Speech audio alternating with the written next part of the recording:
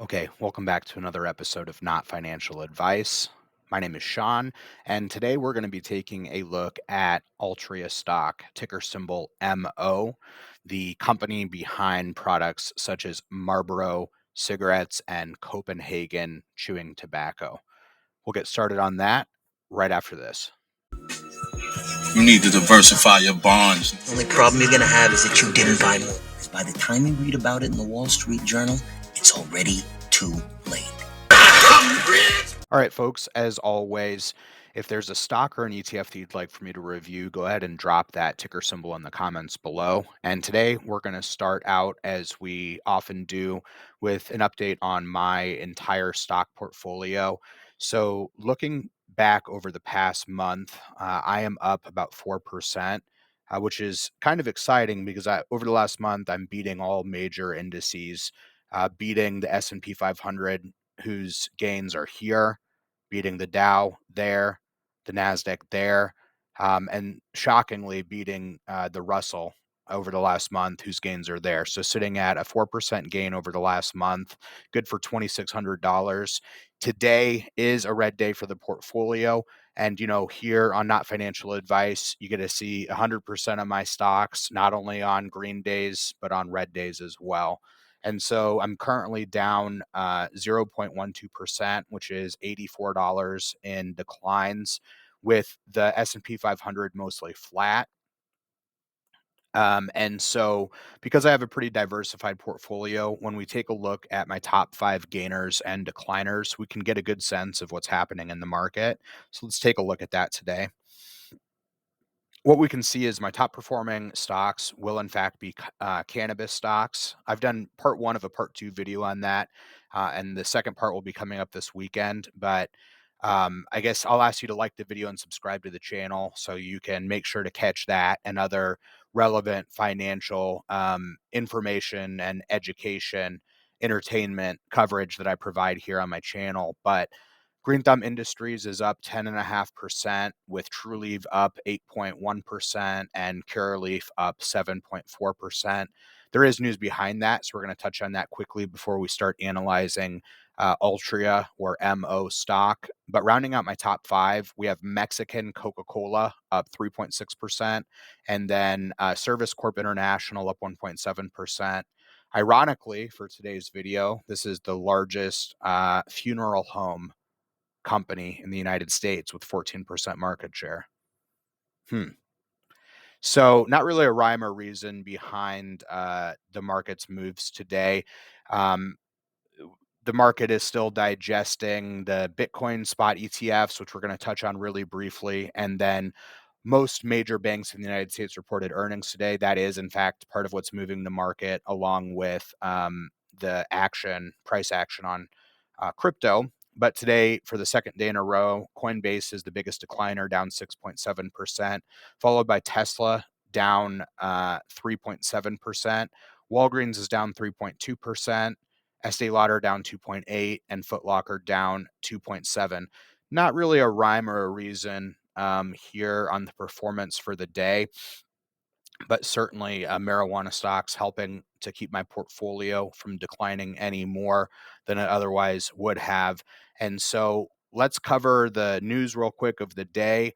I'll ask you to like the video and subscribe to the channel as we're getting into our review of Altria stock. But we have Bitcoin down for a second day, down 5.5%.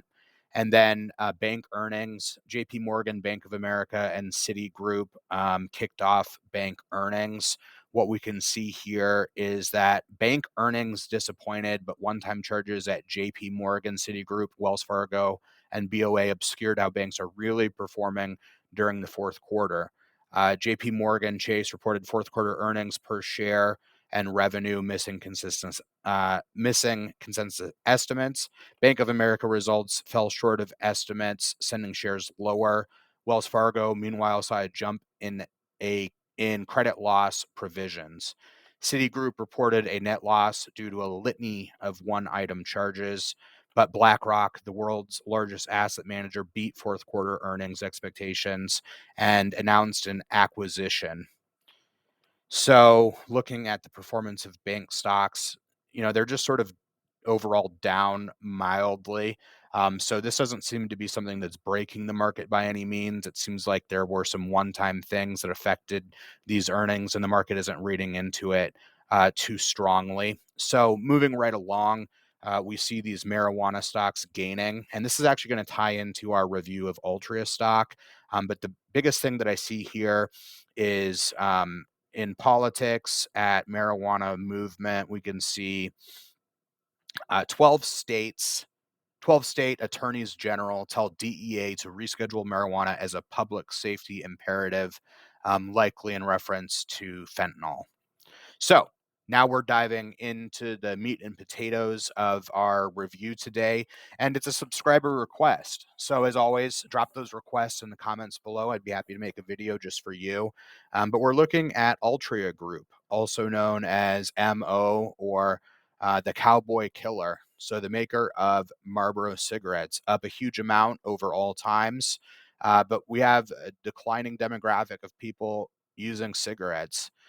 Younger people are not picking up the habit, and longtime customers are dying because of the products that they bought. Stock is down about 45% from all-time highs. Decline started in 2017, and we'll look over the last 5 years. The stock is down 15%. Interestingly enough, it's sort of counterintuitive. Did you know more people started smoking or picked up the habit during COVID? A virus that attacks the lungs. People were just so stressed out, they bought cigarettes.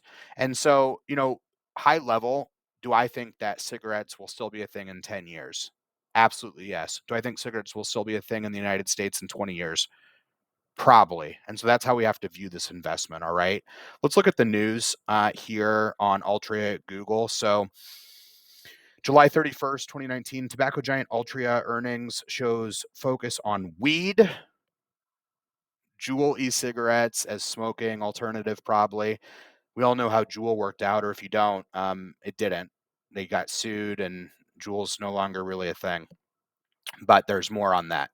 So Altria stock craters after a $4 billion hit from Juul investing.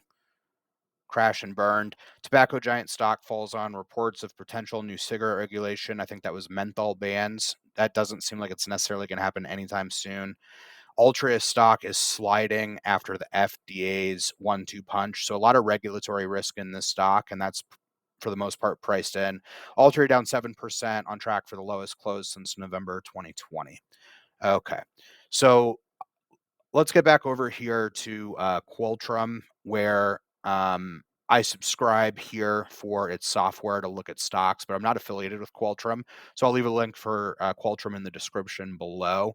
But before we dive into this, rather, I'll ask you to like the video and subscribe to the channel and see. Let's see what we can see. Let's see what we can learn about Altria, the Cowboy Killer company. So a large cap stock, $74 billion. Forward PE of 8.4, which is very cheap. Massive free cash flow yield of 11.7%. People are not wanting to pay for these cash flows. And then we can see that they have a massive 9.4% dividend at a elevated 78% payout ratio. Now, with that in mind, I want to take a second and pull back and give context about this video, a subscriber request. So a friend of mine, a woman in her early 30s who has a professional job, I'm known as the stock guy in my network. And so, with all that being said, she wanted to put together some investments and was bouncing some ideas back and forth to me. And, I educated her about sort of a boglehead, hands off, portfolio, a 3 fund portfolio, uh, VTI, VXUS, and BND with appropriate allocations. But she went ahead and added Altria Group because she uses a product called Zyn, a Swedish tobacco or non-tobacco nicotine pouch, and said to me that she decided to buy Altria Group stock without talking to me for 2 reasons. One, she uses what she thought was one of their products where they have fantastic customer service and rewards, which are keeping her in that ecosystem. and two, that the stock price is a lot lower than where it's been in the past. And so that's actually not a horrible place for a regular investor to start off, to have understanding that they need to know what they own and why they own it, and also to be sensitive to the price or the valuation that they're paying for a stock, as high valuations may at times lead to lower total returns.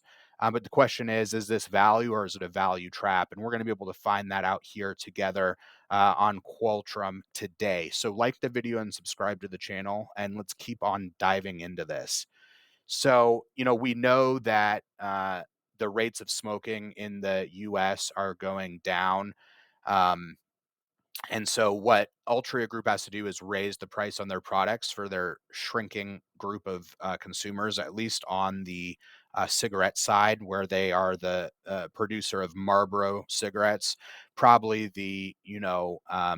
probably this is probably the widest moat tobacco company in the world. And we're going to touch a little bit more about where MO stands in the world. But there was a divestiture that happened here. A different company became two companies, and we're going to talk about that. But just looking over the last 10 years, looking at revenue growth on MO, we can see that it's grown at 1.06% a year.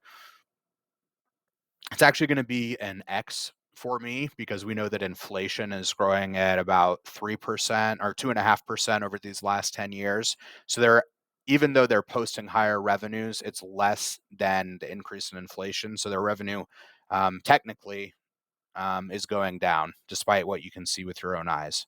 So that's an X mark. Let's take a look at free cash flow.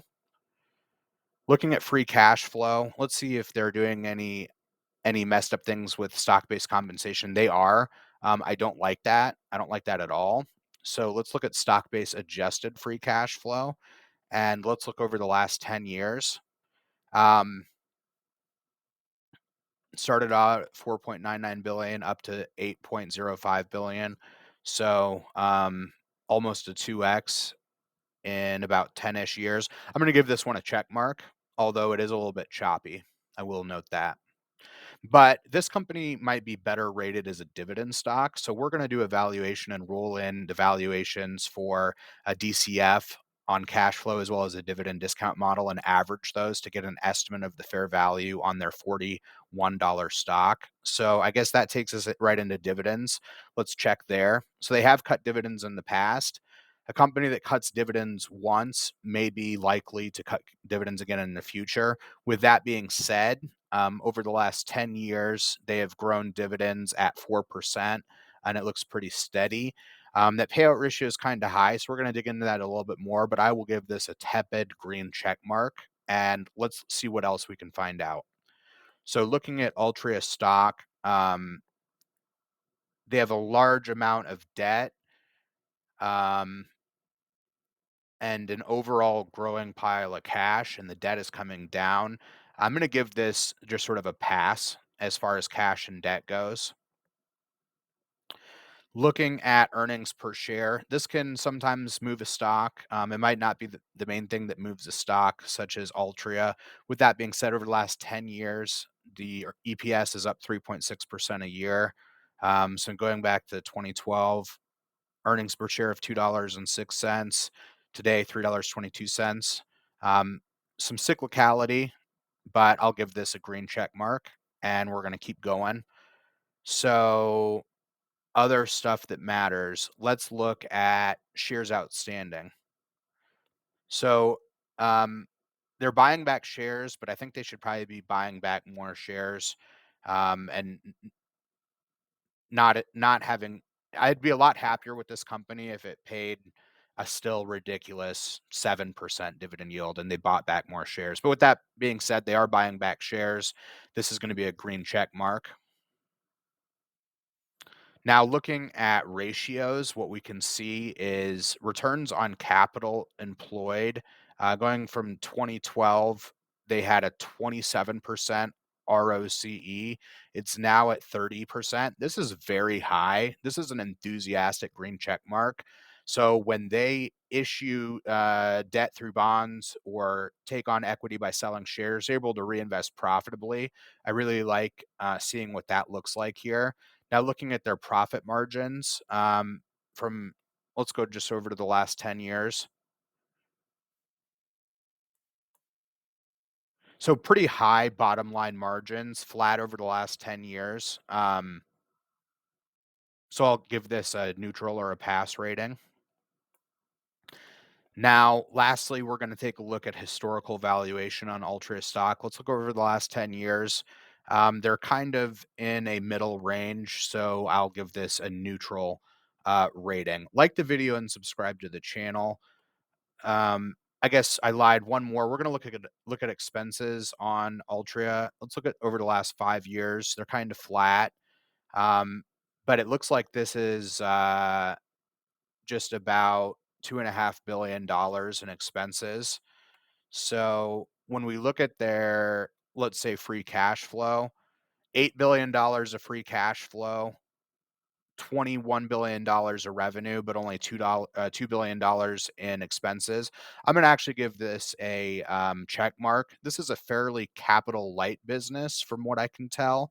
And so that may also justify that this dividend is borderline safe because they don't have the need to do major capex or other investments. So, like the video, subscribe to the channel. Importantly, we have insiders buying. Two different insiders have bought at around $40.50. They bought about $90,000 of stock, pretty close to where it's currently trading at. So the only reason that insiders buy stock in a company is because they believe it's going to go up.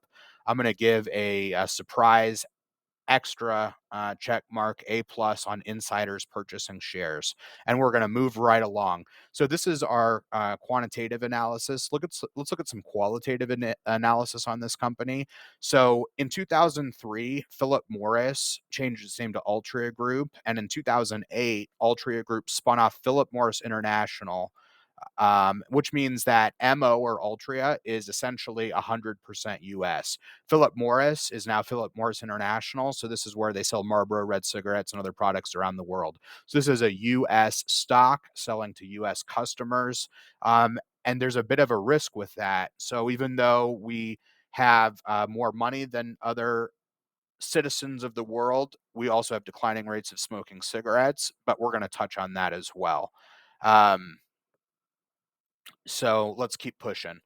Looking at this article, let's do a read through together. So, how Altria makes money. This is a recent article, um, actually just about a year old, but not everything has changed since then. And so, what we can see here is that Altria Group is a holding company that, through subsidiaries, manufactures cigarettes, uh, large machine made cigars, pipe tobacco, as well as moist smokeless tobacco products. The company also owns a winemaker, maintains a portfolio of financial assets primarily composed of leveraged leases, and sells oral nicotine pouches. Popular brands by Altria include Marlboro, Parliament, Copenhagen, and IQOS, a heated, not burned tobacco vaporizer.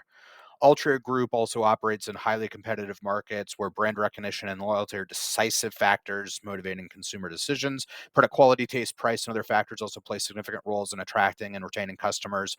Major competitors of UK-based Imperial Brands and British American Tobacco, as at Philip Morris International, Vector Group, and Japan-based tobacco. Those are its competitors. And we've done a video on BTI, which I'll link in the end screen. Its cigarettes are the main driver of revenue and profit. It's a little bit of an issue, but Altria's 10-year vision includes transitioning consumers to its growing portfolio of FDA-authorized non-combustible products. So collaborating or cooperating with the FDA is actually a good thing on the regulatory side and makes this sort of de-risked. Um, but yeah, they also have their own sort of oral nicotine pouch product as well. I think that covers this, so we're going to keep pushing. Like the video, subscribe to the channel. So looking at Altria's investor relations page, this is a great job from their marketing team. Our vision is to responsibly lead the transition of adult smokers to a smoke-free future. Our goal remains to balance investments in our future with returning cash to shareholders as we continue to build a smoke-free future. That's nice. Here's some of the products that are in their portfolio. So Marlboro, number one cigarette maker. Black and Mild, number one machine rolled uh, cigar in the United States. Copenhagen, strongest oral, chew tobacco. Also, their on products, as well as some vaporizer type stuff, and then Enjoy, which is going to be one of their bigger revenue drivers. Let's see what else we can find out here. So my friend uses the product Zyn, which is actually owned by Philip Morris International. So she was even confused on which stock that she was buying. But what's good for the goose is good for the gander. So it's just good to know about that.